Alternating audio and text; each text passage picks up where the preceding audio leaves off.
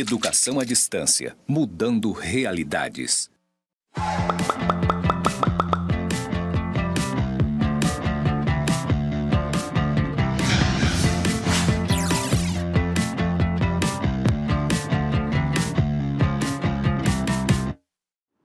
Olá, tudo bom?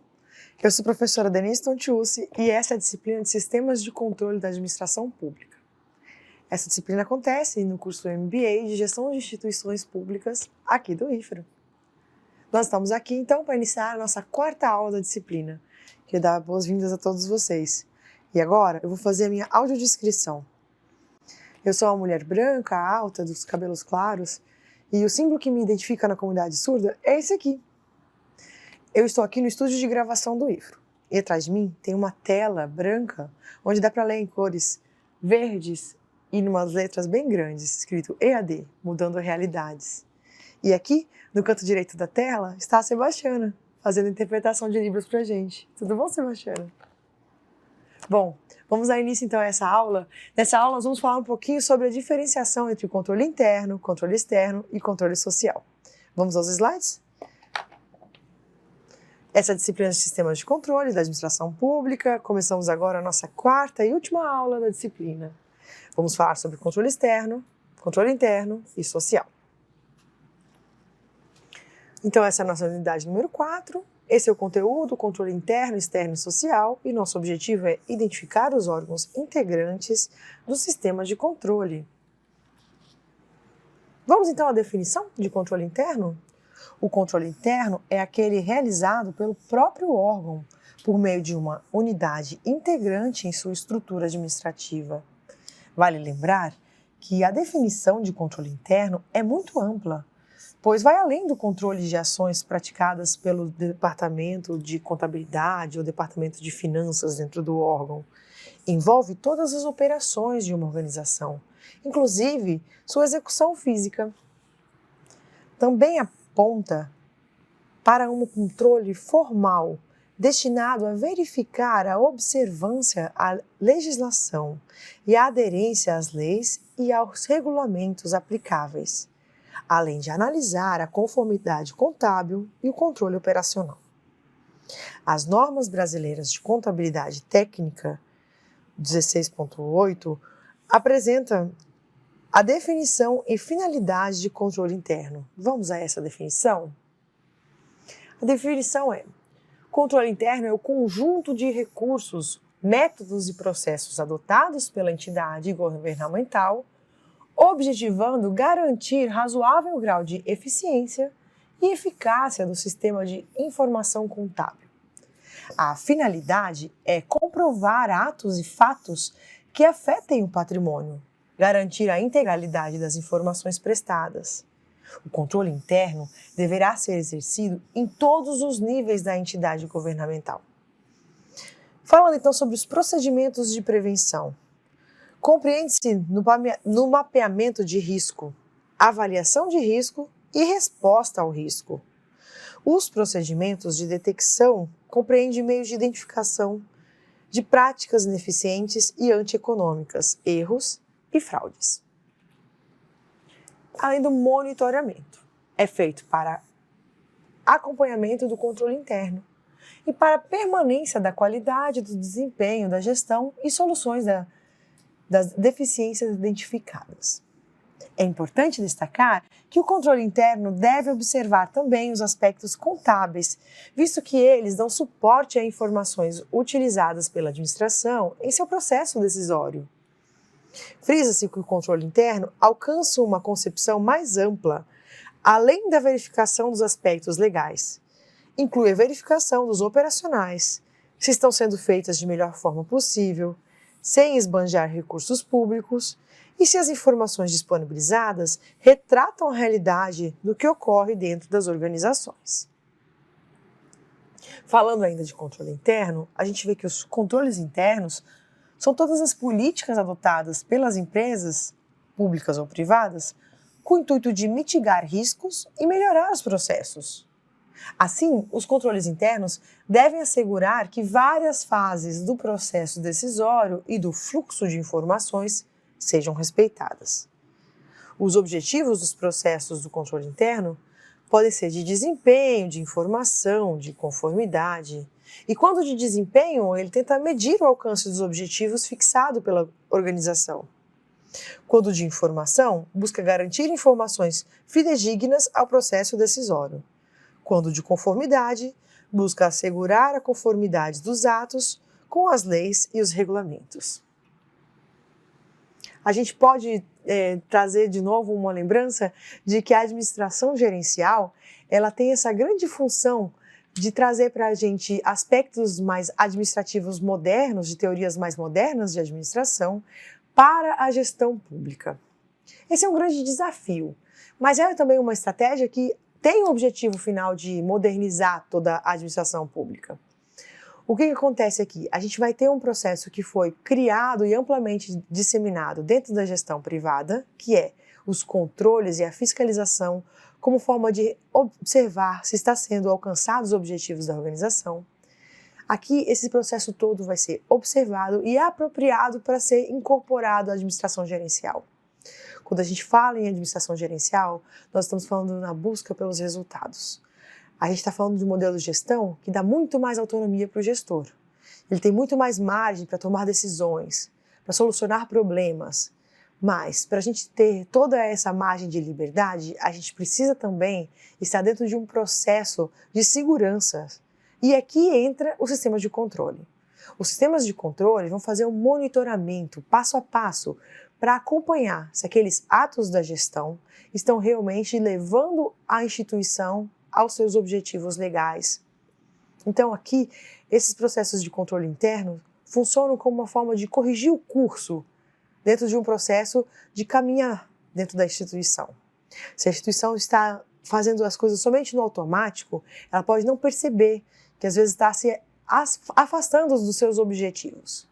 E com o monitoramento a gente consegue corrigir esses afastamentos e buscar seguir cada vez mais os objetivos sociais. Seguindo aqui no slide, a gente vê um pouquinho mais sobre a finalidade do controle interno e os respectivos controles. Então, quando eu falo do objetivo, quando eu penso no controle de desempenho, eu quero assegurar que as atividades sejam realizadas com eficiência. E aí, qual controle eu vou fazer para isso? Eu posso fazer uma avaliação da qualidade dos ativos. Eu posso fazer normas relativas à segregação de funções, o organograma da instituição, como que cada pessoa atua dentro dessa função, com delegação de autoridade e responsabilidade, conferências, conciliações, controles de acessos e ativos, controles de arquivos, entre outros, autorização adequada de transação e de atividade, planos de contingência, políticas de seleção e utilização de recursos humanos, abrangendo um código de ética, descrições de função, avaliação de desempenho, rodízio, férias, identificação, avaliação e controles de risco. Tudo isso melhorando o desempenho da minha instituição. Se eu quero fazer um controle de como estão as informações, para eu tentar melhorar a informação da minha instituição, eu posso, a minha finalidade, preparar relatórios confiáveis, precisos, tempestivos para a tomada de boas decisões. O que eu tenho que fazer na forma do controle? Fortalecimento de dados e produção de relatórios gerenciais, abordando a qualidade dos ativos, gestão de risco, desempenho financeiro, apuração de lucros e de perdas, registros adequados das operações ativas e das operações passivas, contas de resultados e compensação, agilidade da comunicação interna. Tudo isso está dentro de um arcabouço pensado para a administração privada, Eu ainda tenho o objetivo de atingir a conformidade. Aqui a finalidade é assegurar que todas as atividades da organização sejam praticadas em conformidade com as leis e os regulamentos, e principalmente com as políticas e os procedimentos da própria organização. Aqui, a observância da lei e de normas que regem a administração pública, além da observância dos regulamentos internos sobre políticas e procedimentos. Nesse item, são necessárias duas funções, auditoria interna e compliance. Compliance, é um conceito em inglês que está ligado a ter participação, aderir ao projeto, ter a equipe que adere a essa ideia, embarca na ideia. A prevenção, para alguns autores, é o principal objetivo dos controles internos. A gente faz controle interno para prevenir problemas sérios que podem acontecer se eu não estiver observando como eu estou agindo na instituição. As rotinas de monitoramento, de verificação e revisão são características essenciais para um bom sistema de controle interno. Reduzem a possibilidade de erro e permitem que a administração tenha mais confiança nas informações. Entre as principais finalidades do controle interno, podem ser destacadas as seguintes finalidades: salvaguarda dos interesses da administração pública, que compreende a forma pelo qual são protegidos e defendidos os bens e os direitos da empresa, ativos da empresa, contra quaisquer perdas e riscos devido a erros ou irregularidades. Precisão e confiabilidade dos informes e dos relatórios, que corresponde à adequada precisão e observância dos elementos dispostos na contabilidade e nas demais áreas, que servirão de informes e relatórios contábeis, financeiros e operacionais para os gestores e para a sociedade. Estímulo à eficiência operacional. Tem como finalidade prover os meios necessários à condução das tarefas de forma a obter entendimento, aplicação e ação tempestiva e uniforme, além de aderência às políticas existentes. Esse talvez é o mais importante. A equipe tem que estar ligada ao mesmo objetivo.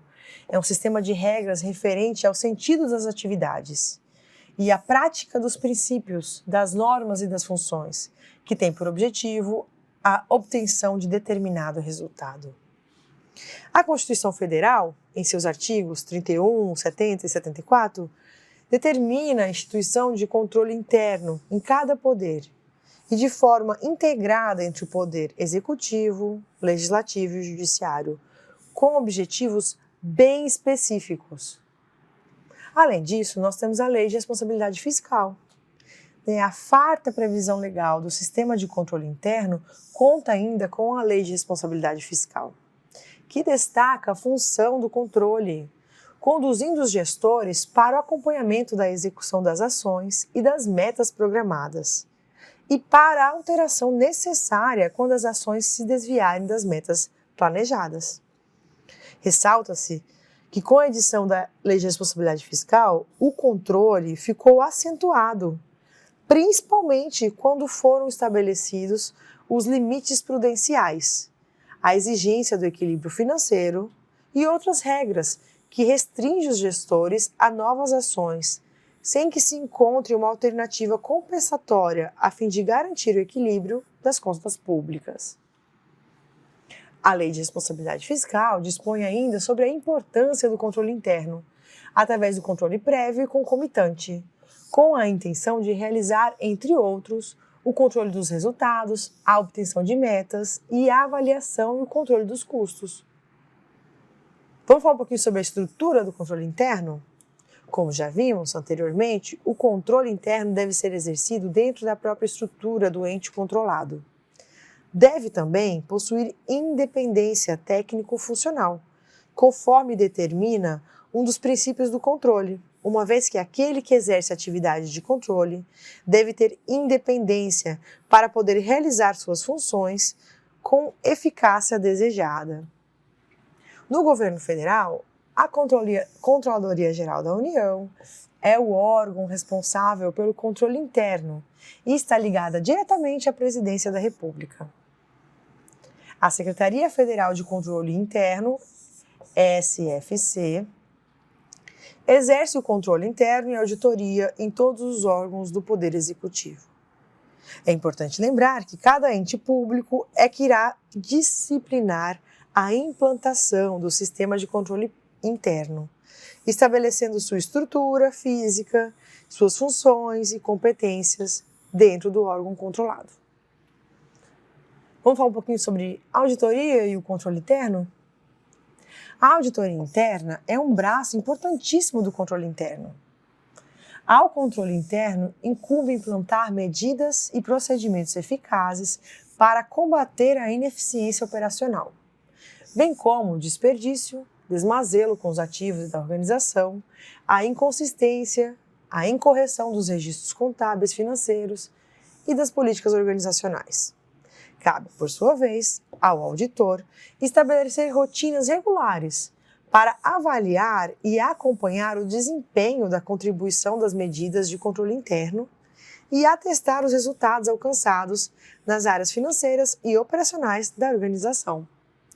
Ao avaliar a aderência de pessoas, instruções e procedimentos ao sistema de controle interno da administração pública, a auditoria verifica se o controle interno oferece à administração pública a razoável certeza de que os objetivos estão sendo cumpridos. Não só a auditoria interna avalia os controles internos. A auditoria externa também faz revisão da adequação do sistema de controle interno para determinar os possíveis efeitos que ele pode acarretar nas demonstrações contábeis. Eu apresento aqui um quadro sinótico do controle interno e controle externo. Diferenciando, então, controle interno e controle externo no que tange a forma, objetivo, finalidade, o tempo e a abrangência. Destaco bastante importância para esse quadro, vai aparecer de novo dentro das nossas atividades da disciplina. E vamos falar que a forma do controle interno é realizado por órgão interno localizado dentro da organização. Já no controle externo, é realizado por órgão, entidade ou pessoa localizado fora da empresa.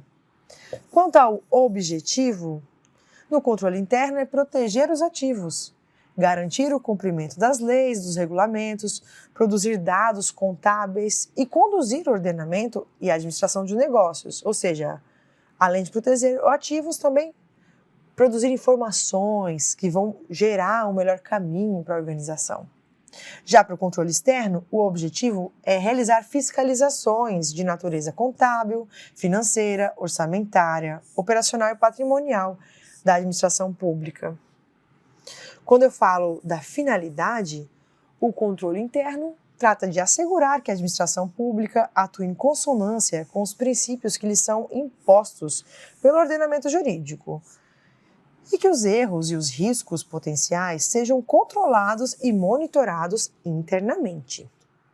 Já da finalidade do controle externo é garantir que a organização pública esteja agindo conforme determinam as normas legais e se está atendendo ao bem comum e atuando com eficiência. Quanto ao tempo, no controle interno ocorre por meio de atividades continuadas. E no controle externo ocorre por meio de inspeção e auditoria realizada de forma pontual. Já tratando-se da abrangência, no controle interno todas as atividades da organização são passíveis de serem controladas. Já para o controle externo, as atividades de natureza contábil, financeira, orçamentária, operacional e patrimonial. Bom, ficam aqui algumas diferenciações e a gente segue para falar um pouquinho sobre os sistemas de controle externo. O controle externo é aquele que, quando o órgão fiscalizador se situa em administração diversa daquela de onde a conduta administrativa se originou. Ou seja, é aquele realizado por uma pessoa ou por um órgão que não integra a estrutura organizacional daquele que realizou o ato em exame. Uma pessoa realiza o ato e alguém de um órgão fora vai fiscalizar. Como exemplo de atuação do controle externo, podemos citar a apreciação das contas do Executivo e do Judiciário pelo Legislativo, a auditoria do Tribunal de Contas sobre a efetivação de determinada despesa do Executivo, a anulação de um ato do Executivo pela decisão do Judiciário, a sustação de ato normativo do Executivo pelo Poder Legislativo.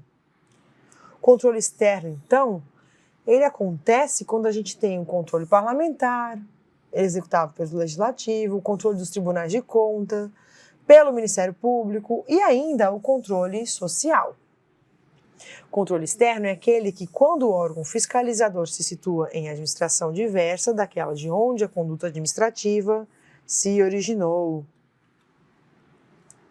Em linhas gerais, o controle externo é todo o controle exercido por terceiro, ou seja, pessoa física ou jurídica localizada fora da estrutura organizacional, daquele que praticou o ato em exame. Vamos falar de cada um dos exemplos, começando com o controle parlamentar. É o controle exercido pelo Poder Legislativo, no âmbito do Parlamento e dos órgãos auxiliares do Poder Legislativo, sobre atos praticados pela administração pública, nos limites definidos pela Constituição.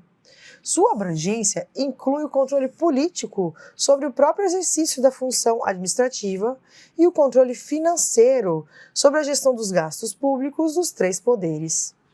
Para Carvalho, trata-se de controle efetivado pelo próprio Parlamento, diretamente mediante manifestação do Congresso Nacional ou por meio de uma de suas casas. As hipóteses estão espraiadas no texto constitucional. O controle externo, a cargo do Congresso Nacional, será exercido com o auxílio do Tribunal de Contas da União, conforme previsto no artigo 71 da Constituição Federal. Vale lembrar que os tribunais de contas não estão subordinados ao Poder Legislativo. E os tribunais de contas apenas auxiliam o Poder Legislativo, mas são órgãos auxiliares a ele. Os tribunais possuem independência e sua missão é fiscalizar os poderes do Estado. O controle parlamentar consiste na função fiscalizadora do povo, feita por meio de seus representantes eleitos, sobre a administração financeira, orçamentária, operacional e patrimonial, com o objetivo de resguardar a conformidade dos atos dos agentes públicos e eficiência da administração pública. Controle exercido pelo Tribunal de Contas. O Tribunal de Contas é um órgão auxiliar do Poder Legislativo no controle externo. O Tribunal de Contas tem competência para fiscalizar qualquer entidade pública, incluindo as contas do Ministério Público, Legislativo e do Judiciário, assim como para efetivar seu controle sobre entidades privadas que utilizem dinheiro público para a execução de suas atividades. No Brasil, há a previsão de Tribunal de Contas no âmbito estadual e federal, assim como a possibilidade da criação do Tribunal de Contas do município e de órgão estadual. Contas dos municípios, né? Um separado, você pode ter um estadual só para o estado e um Tribunal de Contas dos municípios, é um órgão estadual que vai cuidar só dos municípios. Em todos os estados democráticos existe uma instituição de controle das finanças públicas, chamadas entidades fiscalizadoras. Embora a Constituição Federal coloque o Tribunal de Contas como entidade que auxilia o Poder Legislativo, eles são independentes e autônomos na realização das suas atividades. Na esfera federal, o controle externo é exercido pelo Congresso Nacional, com o auxílio do Tribunal de Contas da União, conforme disposto nos artigos 70 e 71 da Constituição Federal. Nos estados, o controle é exercido pelas Assembleias Legislativas com o auxílio dos respectivos Tribunais de Contas estaduais. Já nos municípios, o controle externo é exercido pela Câmara de Vereadores, com o apoio dos Tribunais de Contas estaduais, exceto quando o município já possui Tribunal de Contas municipal. Cada Tribunal de Contas tem sua jurisdição, ou seja, o território sobre o qual exerce o seu controle. Por exemplo, o Tribunal de Contas da União auxilia o controle externo realizado pelo Congresso Nacional sobre os recursos da União. Os Tribunais de Contas estaduais, por sua vez, auxiliam as Assembleias Legislativas na realização do controle externo sobre os recursos públicos estaduais e apoia as câmaras municipais no controle sobre os recursos municipais, quando não há Tribunal de Contas municipal. Frisa-se que o Tribunal de Contas municipal, por sua vez, auxilia apenas a Câmara Municipal da respectiva esfera do poder. Vale lembrar que cada Tribunal de Contas possui seu território, no qual exerce o seu controle. Não é possível que uma Corte de Contas seja revisora das decisões de outra Corte de Conta. Controle contábil refere-se aos registros de controles, é o controle da análise das operações de caráter orçamentário, financeiro e patrimonial. Já o controle financeiro, que nós já falamos tanto, refere-se, por sua vez, ao controle sobre movimentações financeiras relativas aos recebimentos e aos pagamentos de natureza orçamentária e extra-orçamentária. O controle orçamentário é efetuado considerando o princípio da legalidade, confrontando as receitas previstas e as despesas autorizadas em relação àquelas realizadas. Já o controle patrimonial refere-se aos elementos que compõem o patrimônio, os ativos e os passivos, dívidas de longo prazo e bens móveis e imóveis.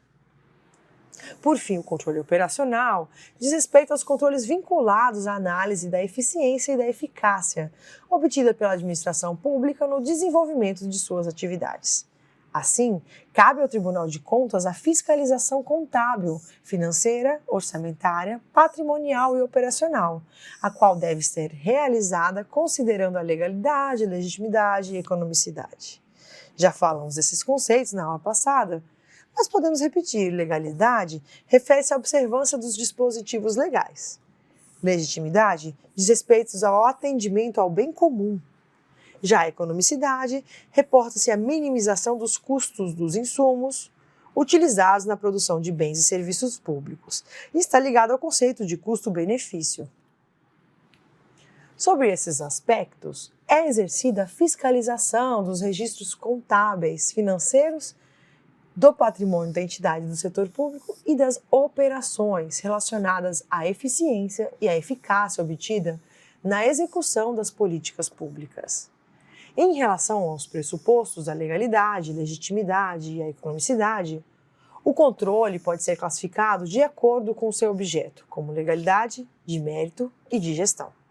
Ele é de legalidade, tem como objetivo verificar a conformidade do ato administrativo e contábil com as leis e os normativos que regem sobre o tema. É de legitimidade, se envolve a questão do mérito, que por sua vez busca avaliar a conveniência e a oportunidade ao ato praticado para atingir objetivos da administração pública. É de economicidade quando refere-se ao controle de gestão, que de certa forma também está relacionada à questão do mérito, pois visa verificar se o gestor observou a relação de custo-benefícios. Com relação aos momentos do controle, ele pode ser a priori, concomitante ou a posteriori. A priori, quando acontece antes da execução do ato, ou seja, é um controle prévio, e previamente para análise dos órgãos de controle são submetidas, o ato é submetido. Concomitante, quando acontece em conjunto. Então, o ato está sendo realizado e, ao mesmo tempo, as ações do gestor estão sendo controladas. A posteriori, quando as ações do ato já foram concretizadas, ou seja, quando a avaliação é feita após a ocorrência dos fatos. Ainda, com relação à competência, é certo que a Constituição Federal determinou que compete ao Poder Legislativo fiscalizar os atos do Poder Executivo. E para realizar a fiscalização técnica dos atos do Poder Executivo, a Constituição Federal colocou os tribunais de contas como órgãos auxiliares ao Poder Legislativo. Assim, anualmente, os chefes do Poder Executivo devem enviar contas aos tribunais de contas, emitir o parecer prévio favorável ou não, que será remetido posteriormente ao Poder Legislativo para julgamento. O Poder Legislativo realiza o controle parlamentar direto, ligado aos aspectos políticos que visam garantir os interesses do Estado e da sociedade. Os tribunais de conta realizam os controles técnicos voltados para fiscalizações contábeis, financeiras, orçamentárias, operacionais e patrimoniais. Falando então da atuação do Ministério Público. A função do Ministério Público junto aos Tribunais de Contas da União, conhecido como Ministério Público Especial, é de ser o guardião do erário e dos interesses da coletividade, atuando juntamente com os tribunais de contas, no controle externo da administração pública. As atribuições do Ministério Público são presentes nos artigos 80 e 81 da Lei 8.443, de 92, a Lei Orgânica dos Tribunais de Contas da União.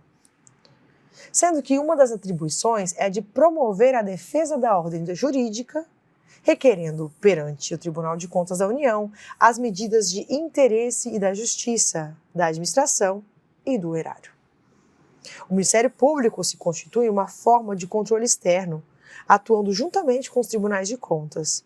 O artigo 81, inciso 2º da Lei 8.443, de 92, determina como atribuições dos Ministérios Públicos, segue a lista: comparecer às sessões do tribunal e dizer de direito, verbalmente ou por escrito, em todos os assuntos sujeitos à decisão do tribunal. Para que o Ministério Público possa atuar com independência, ele possui autonomia funcional, não estando vinculado ou subordinado a nenhum dos 3 poderes. Questão aí, né, de atividade. O Ministério Público está vinculado a alguns poderes? Não está, né? Controle social. Para Carvalho, as normas jurídicas, tanto constitucionais como legais, têm contemplado a possibilidade de ser exercido o controle do poder público, em qualquer de suas funções, por segmentos oriundos da sociedade. É o que se configura como controle social, assim denominado justamente por ser uma forma de controle exógeno ao poder público, nascido das diversas demandas dos grupos sociais. O controle social é um poderoso instrumento democrático, permitindo a efetiva participação dos cidadãos, em geral, no processo do exercício do poder. Para Courbary, o controle social é entendido como o controle exercido pela sociedade civil sobre o Estado, e a fim de garantir que os recursos públicos sejam aplicados corretamente. Quando a sociedade controla de forma direta os atos do governo, ela executa o controle social. Nos termos do artigo 31, parágrafo 3º da Constituição Federal, o controle social é aquele exercido diretamente pelo cidadão ou pela sociedade civil organizada. Vejamos o que diz o parágrafo 3º. As contas dos municípios ficarão, durante esses 60 dias, anualmente, à disposição de qualquer contribuinte, para exame e apreciação, o qual poderá questionar-lhes a legitimidade, nos termos da lei. Com a instituição dos conselhos gestores de políticas públicas, a sociedade ganhou força na participação direta na gestão dos recursos públicos. Os conselhos são formados por representantes de governo, por profissionais privados que atuam na área para a qual o conselho foi instituído e por usuários dos respectivos serviços públicos. Os conselhos participam da formulação e da execução das políticas públicas, deliberando sobre as prioridades e as metas a serem atingidas, discutindo os planos, as leis e as diretrizes orçamentárias e os orçamentos, além de acompanhar os resultados financeiros e orçamentários. Vale lembrar que o Conselho acompanha o exercício e a execução orçamentária e financeira da área para a qual foi instituído. Essa forma de conselhos é uma forma de viver a democracia, a participação direta da população nos atos do governo. E as formas de intervenção do controle social são previstas na Constituição Federal, no seu artigo 5º, que trata dos direitos e deveres individuais e coletivos. Qualquer cidadão é parte legítima para propor ações populares que vise anular ato lesivo ao patrimônio público ou de entidade que o Estado participe, à moralidade administrativa, ao meio ambiente, ao patrimônio histórico e cultural, ficando o autor, salvo comprovada má-fé, isento de custos judiciais e do ônus da sucumbência. A ação popular é um meio constitucional de o cidadão realizar diretamente o controle sobre a administração pública, invalidando os atos contra e contratos ilegais e lesivos ao patrimônio público. Além da ação popular, existem outras maneiras da participação do cidadão, como o mandado de segurança, o sufrágio universal, que é o voto, o referendo, que é a participação quando a população é convidada a se manifestar, e o plebiscito.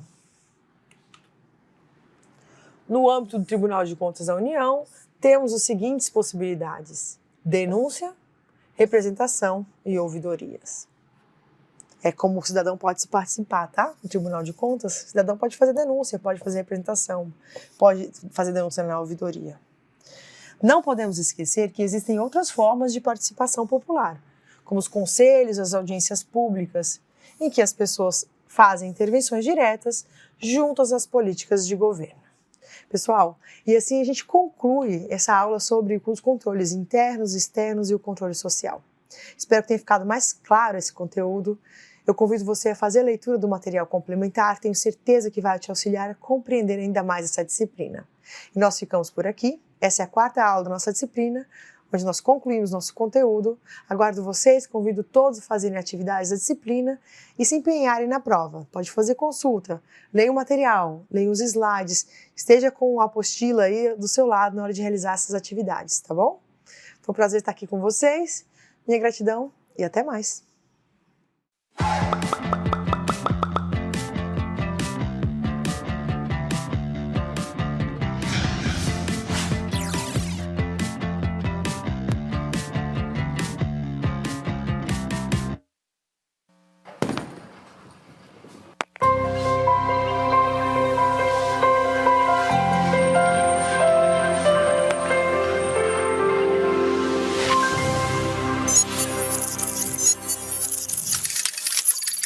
Educação à distância, mudando realidades.